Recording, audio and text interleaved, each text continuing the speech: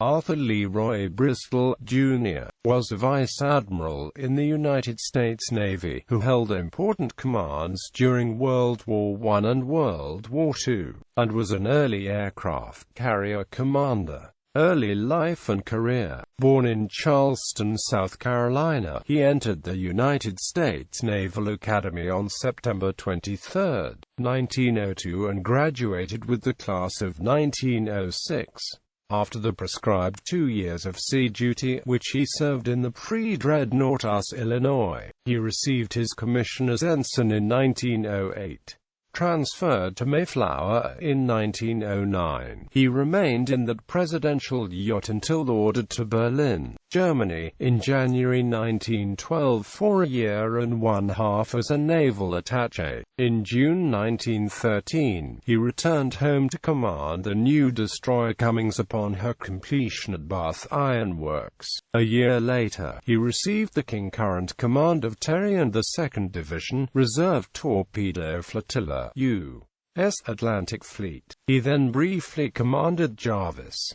World War I. Late in 1915, Bristol was assigned the duties of aide and torpedo officer on the staff of Commander, Torpedo Flotilla, Atlantic Fleet, and, in the winter of 1916, he became aide and flag secretary to the Commander, Destroyer Force, Atlantic Fleet. In the summer of 1917, soon after the United States entered World War I, he became aide and flag secretary for Commander, Cruiser Force, Atlantic Fleet. After serving in that capacity into the following winter, Bristol was awarded the Navy Cross for his service as Flag Secretary and Acting Chief of Staff to Commander, Cruiser and Transport Force. While holding that post, he worked closely with Army authorities in the handling of troop ship movements. Later, as Flag Secretary for the Commander, Cruiser and Transport Force, he earned the Distinguished Service Medal. Going ashore in February 1918, he labored in Washington through the end of World War I and into the spring of 1919 on duty in the office of the Chief of Naval Operations. Russian Civil War. Bristol then commanded Breckinridge and Overton in succession, serving in the latter during the ship's operations in the Black Sea during the capitulation of White Russian forces to the Bolsheviks in November 1920. For his services rendered during the evacuation of the Crimea, a grateful Russian government in exile presented him with the Order of St. Stanislav III class.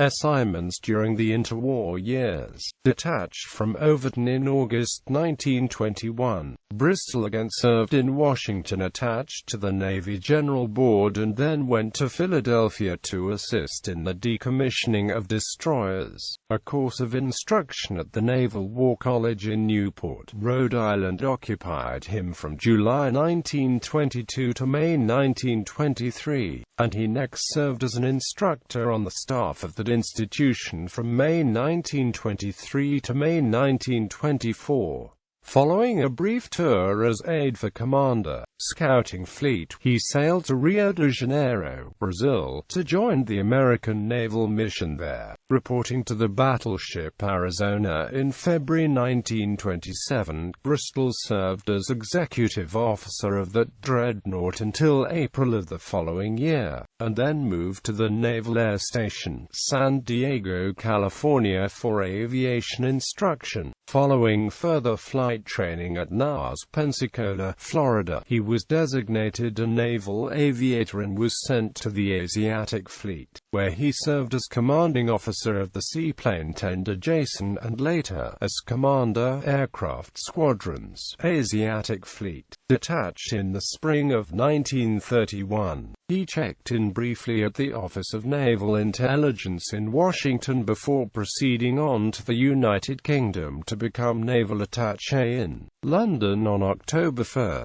1931. A brief stop in the office of the Chief of Naval Operations upon his return from England in the spring of 1934 preceded his travelling to the Newport News Shipbuilding and Dry Dock Co.